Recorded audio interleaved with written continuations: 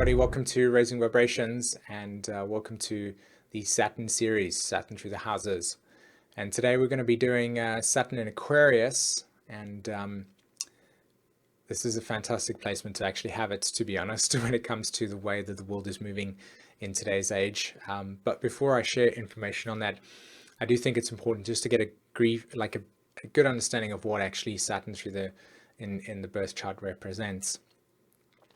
So Saturn is the natural way in which you create the boundaries in consciousness. Okay, this is the boundaries in consciousness, and the way that you relate to yourself and define yourself, and the cultural upbringing, and the laws and regulations that you have conditioned and have been conditioned on, is what Saturn represents in your birth chart. So as you get in touch with the nature of your social conditioning and the laws and regulations and how you define yourself, that will be symbolized in Saturn.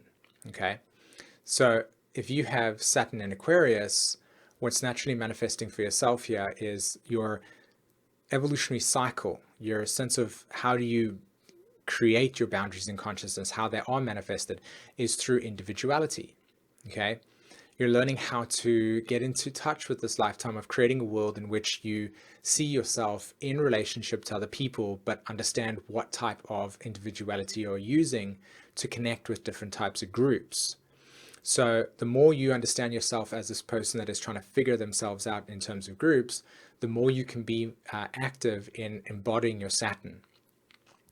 And it's important to embody your Saturn in your astrology chart, because by embodying it in your life, you're able to actually give yourself a sense of authorship.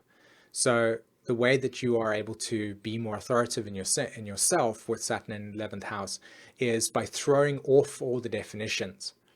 And this is kind of an emotional paradox here, I feel, with Saturn in Aquarius, or in the 11th house, is because the natural way of Aquarius is to say, I don't want to have constriction. I don't want to have all the rules and regulations on me. I want to follow my own destiny.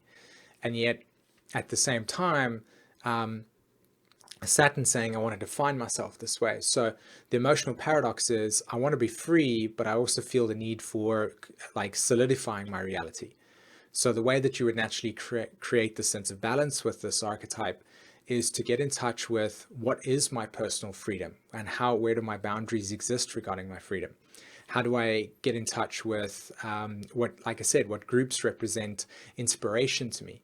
And how am I able to follow groups that give me freedom to not have to conform to things, but at the same time still make me feel like I'm gravitated towards something that makes me feel centered inside? And that's obviously the biggest key that I would say with Saturn through Aquarius. Another thing that I would say with Saturn in the 11th house of the astrological chart is the types of groups and family and friends that you naturally associate with. You'd find yourself actually either having a very large group of family members, and you'd find yourself also being closely associated with the elders, like grandfathers, etc. Or alternatively, you don't actually have any at all in that sense, and there's a kind of limitation around extended family.